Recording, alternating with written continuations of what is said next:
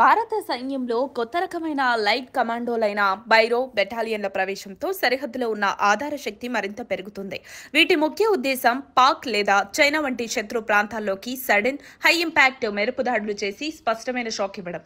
ఇవి సాధారణ దాతి దళాల కంటే తేలికపాటి, ఎక్కువ మొబైల్, అలాగే ప్రత్యేక స్ట్రైక్ పాత్రలకు సిద్ధమైన యూనిట్స్. ప్రస్తుతానికి 5 బైరో బెటాలియన్లు ఆపరేషన్లుగా ఏర్పాటు చేయబడ్డాయి. మరో 4 బెటాలియన్లకు శిక్షణ కొనసాగుతోంది. రాబోయే 6 గంటల కాలం 20కి పైగా బెటాలియన్లు పెంచే యోచన ఉందని తెలిపే సమాచారం ఉంది. వీటిని ఉత్తరం, పశ్చిమ, తూర్పు కమాండ్లో మోహరించారు. రుద్ర బ్రిగేడ్ ఫ్రేమ్ వర్క్ నుంచి వాటికి మద్దతు లభిస్తుంది. స్పెషల్ ఫోర్సెస్ మరియు సాధారణ పాదాతి దళాల మధ్య ఒక మధ్యస్థంగా ఇవి పనిచేస్తాయి. బైరో బెటాలియన్ల ప్రధాన ఫోకస్ వేగంగా, నిష్పత్తిగా దాడులు చేయడం, శత్రువు లాజిస్టిక్స్, కమ్యూనికేషన్ నెట్వర్క్లను ధ్వంసించడం, ఇంటిగ్రేటెడ్ బాటిల్ గ్రూప్ లక్ష్యాలను దెబ్బతీయడం. ప్రత్యేక ఆపరేషన్ల కోసం వీరు తక్కువ లాజిస్టిక్స్తో ఎక్కువ ప్రతిఘటన చేయగలిగేలా రూపొందించబడ్డారు. హై మొబిలిటీ వాహనాలు, చిన్న నౌకలు, డ్రోన్లు, లైటింగ్, మునిషన్ సిస్టమ్స్, మెషిన్ గన్స్, మోటార్లు, యాంటీ ట్యాంక్ గైడెడ్ మిసైల్స్, అలాగే electronic warfare, intelligence and surveillance పరికరాలు అయితే వాడతారు. వీరి ఆపరేషన్ల పర్వత, ఎడారి లాంటి కష్ట భూభాగాలపై స్పెషల్గా లక్ష్యంగా పెట్టబడ్డాయి.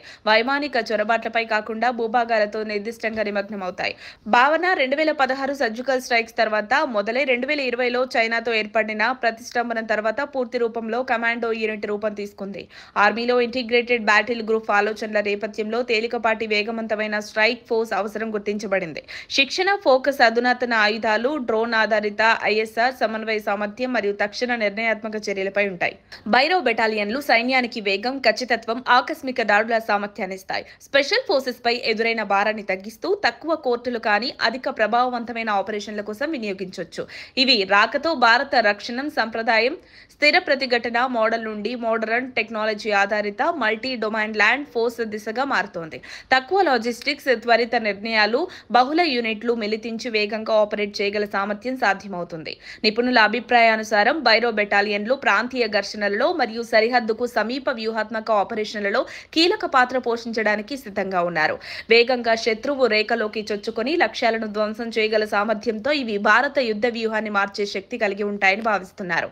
బైరో బెటాలియన్ల ప్రవేశం భారత సైన్యానికి భారీ ఆటోమేషన్ కాదు, కానీ వేగం, ఖచ్చితత్వం మరియు సమన్వయంపై ఆధారపడి పనిచేసే కొత్త శక్తినిస్తుంది. ఇది భవిష్యత్తు భూమిపైన జరిగే యుద్ధాల్లో ఇస్తున్న ఒక వ్యూహాత్మక ప్రయోజనం కాగానుంది.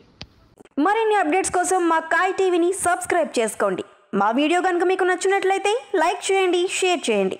మీ విలువైన అభిప్రాయాలను కామెంట్ బాక్స్లో తెలియజేయండి.